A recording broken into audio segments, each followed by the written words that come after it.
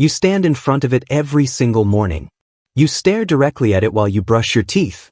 You have probably run your fingers over it dozens of times without registering it was even there. And right now, without you ever knowing, that tiny hole has almost certainly saved your home from a flood at least once in your life. You use it every single day.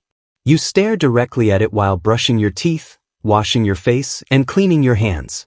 But unless someone specifically pointed it out to you, chances are you have spent years, possibly decades, looking straight at it without ever consciously registering what it actually is or what it actually does.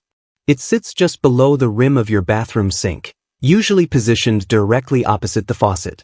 A small, oval or round opening, roughly the size of a large coin, set into the porcelain with such clean precision that it looks completely intentional. Because it is. For years, plenty of people assume it is a design flaw. Perhaps a missing plug where a screw was meant to go. Perhaps an aesthetic detail added by the manufacturer for reasons nobody bothered to explain. Perhaps just something that sinks have, the way cars have certain features that nobody quite remembers the purpose of anymore. But that tiny hole is one of the most quietly brilliant pieces of everyday engineering in your entire home. It is doing two completely separate jobs simultaneously every time you use your sink. It has been protecting homes from water damage for over a century. And the engineering logic behind it is so elegant that once you understand it, you will never look at your bathroom sink the same way again. Its official name is the Overflow drain.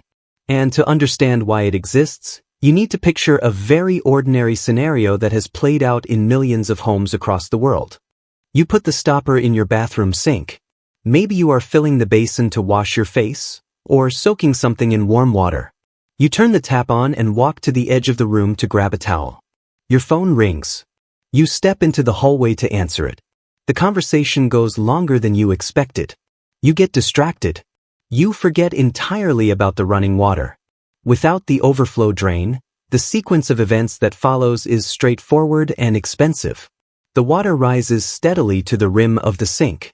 It reaches the edge and spills over, running silently down the cabinet below, soaking into the floor, seeping into the subfloor, and potentially causing thousands of dollars in structural damage before anyone notices. Water damage is one of the most common and most costly forms of home damage precisely because it often happens quietly, invisibly, and in places that are difficult to detect until the problem is already severe. The overflow drain exists specifically to interrupt that sequence. If you look closely at the hole, really look at it, perhaps with a small flashlight, you will notice that it is not simply an opening in the porcelain.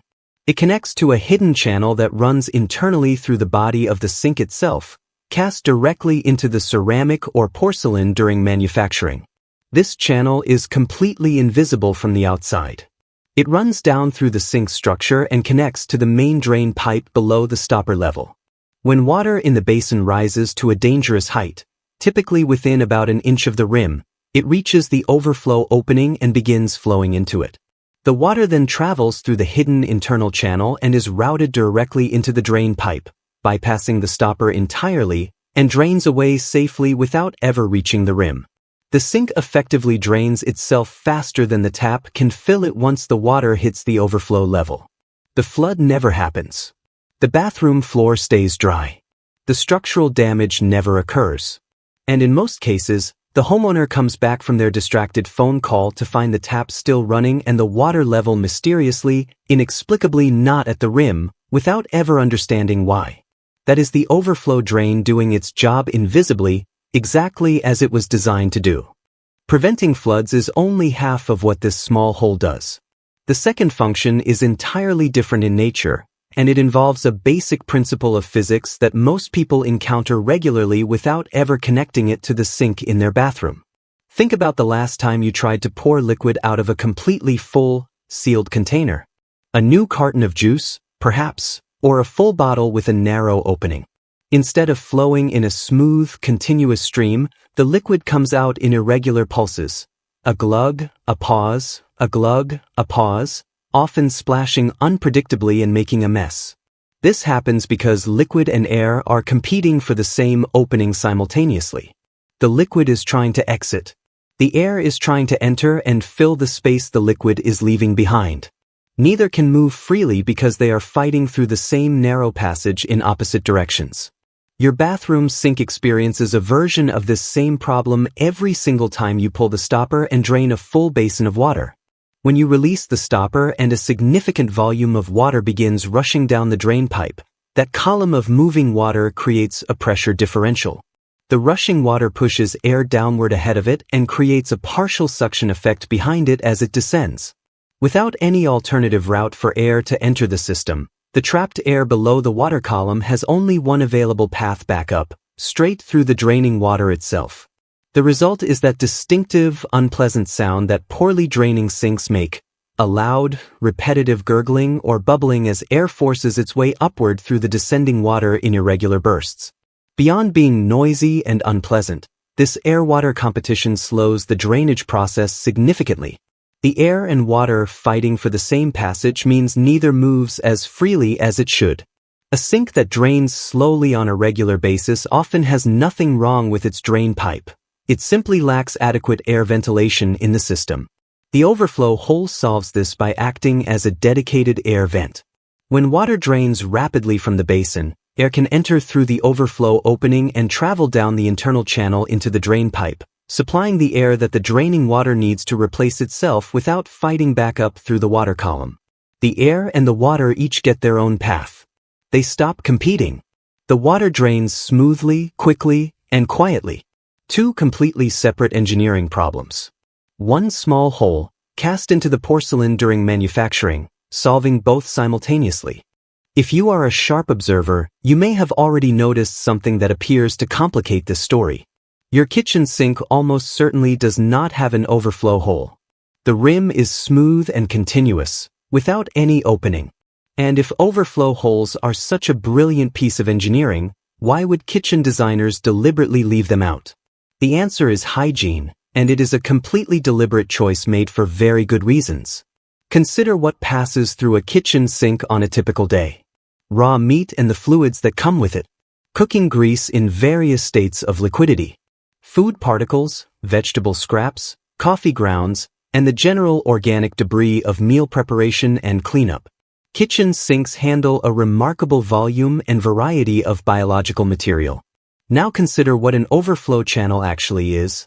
A narrow, hidden passage running through the body of the sink, permanently damp, largely inaccessible for cleaning, and connected to the drain system. In a bathroom context, where the sink handles relatively clean water and soap, this hidden channel stays reasonably hygienic with minimal maintenance. In a kitchen context, that same channel would rapidly become exactly what no one wants near food preparation: a dark, permanently moist environment rich in organic material, accumulating bacteria and producing the kind of persistent, unpleasant odors that no amount of surface cleaning can reach or eliminate. Kitchen engineers made a straightforward calculation. The overflow prevention benefit does not outweigh the hygiene cost in a kitchen environment. And they had a compensating factor working in their favor. Kitchen sinks are significantly deeper than bathroom basins, typically 8 to 10 inches deep compared to the 5 or 6 inches of a standard bathroom basin. That additional depth gives a person considerably more time to notice rising water before it becomes a crisis, reducing the urgency of the automatic overflow protection that a shallower bathroom sink genuinely needs. The absence of the overflow hole in your kitchen sink is not an oversight. It is a considered engineering decision based on the specific demands of the environment. The overflow drain did not arrive fully formed with the invention of indoor plumbing. The earliest indoor sinks of the mid to late 19th century were relatively simple affairs, basin shapes in porcelain or enameled cast iron, connected to primitive drain systems, without the refined engineering features that modern fixtures take for granted. As indoor plumbing became more widespread through the late 19th and early 20th centuries, and as the consequences of water damage in multi-story homes and apartment buildings became better understood, sink manufacturers began incorporating overflow protection as a standard feature. By the mid-20th century, the overflow drain was sufficiently universal in bathroom sink design that most people who grew up with indoor plumbing simply accepted it as a natural feature of sinks, without ever questioning its purpose. It has been doing its job quietly and invisibly ever since, preventing floods in distracted households, smoothing the drainage of millions of sinks, and asking for nothing in return except an occasional rinse to keep the internal channel clear.